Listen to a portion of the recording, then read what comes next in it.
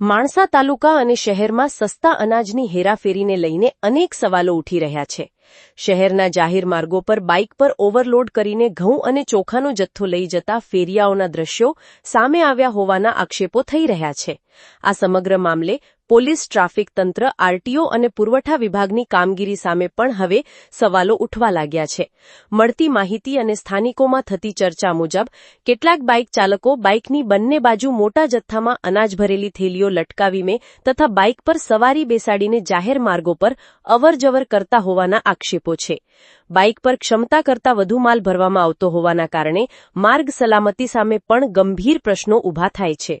સવાલ એ છે કે જો કોઈ સામાન્ય નાગરિક બાઇક પર 3 સવારી સાથે જાહેર માર્ગ પર નીકળે તો ટ્રાફિક પોલીસ દ્વારા વાહન રોકીને લાયસન્સ, આરસી બુક, પીયુસી, વીમો સહિતના દસ્તાવેજોની તપાસ કરવામાં આવે છે. તો પછી જાહેર માર્ગો પર બાઇકની બંને બાજુ અનાજની ભારે બોરીઓ લટકાવીને ઓવરલોડ માલ સાથે અવરજવર કરતા વાહનો સામે નિયમિત ચેકિંગ અને કાર્યવાહી કેમ જોવા મળતી નથી? સ્થાનિકોમાં એવી પણ ચર્ચા છે કે કેટલાક ફેરિયાઓ રાજસ્થાન પાસિંગને બાઇકનો ઉપયોગ કરીને સસ્તા અનાજનો જથ્થો એક સ્થળેથી બીજા સ્થળે લઈ જતા હોવાના આક્ષેપો છે. જોકે આ અંગે સંબંધિત તંત્ર દ્વારા સત્તાવાર તપાસ અને હકીકત બહાર આવે તે જરૂરી છે. અહીં સૌથી મોટો સવાલ એ છે કે શું આવા ઓવરલોડ બાઇક ચાલકો સામે મોટર વ્હીકલ એક્ટ અને ટ્રાફિકના નિયમો મુજબ કાર્યવાહી કરવામાં આવી રહી છે? શું આરટીઓ અને ટ્રાફિક પોલીસ દ્વારા આવા વાહનોનું ચેકિંગ કરવામાં આવે છે કે પછી જાહેર માર્ગો પર નિયમોના ભંગ છતાં આ પ્રવૃત્તિ ચાલુ રહે છે? માણસા તાલુકા અને શહેરમાં સસ્તા અનાજની હેરાફેરીને લઈને અનેક સવાલો ઉઠી રહ્યા છે. શહેરના જાહેર માર્ગો પર બાઇક પર ઓવરલોડ કરીને ઘઉં અને ચોખાનો જથ્થો લઈ જતા ફેરિયાઓના દ્રશ્યો સામે આવ્યા હોવાના આક્ષેપો થઈ રહ્યા છે. આ સમગ્ર મામલે પોલીસ, ટ્રાફિક તંત્ર, આરટીઓ અને પુરવઠા વિભાગની કામગીરી સામે પણ હવે સવાલો ઉઠવા લાગ્યા છે.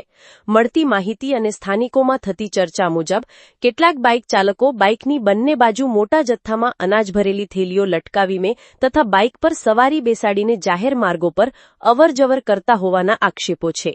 બાઇક પર ક્ષમતા કરતાં વધુ માલ ભરવામાં આવતો હોવાના કારણે માર્ગ સલામતી સામે પણ ગંભીર પ્રશ્નો ઊભા થાય છે.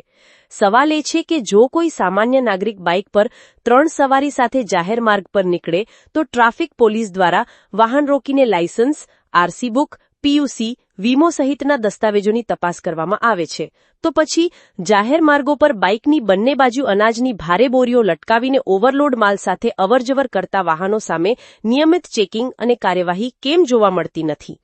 સ્થાનિકોમાં એવી પણ ચર્ચા છે કે કેટલાક ફેરિયાઓ રાજસ્થાન પાસિંગને બાઇકનો ઉપયોગ કરીને સસ્તા અનાજનો જથ્થો એક સ્થળેથી બીજા સ્થળે લઈ જતા હોવાના આક્ષેપો છે.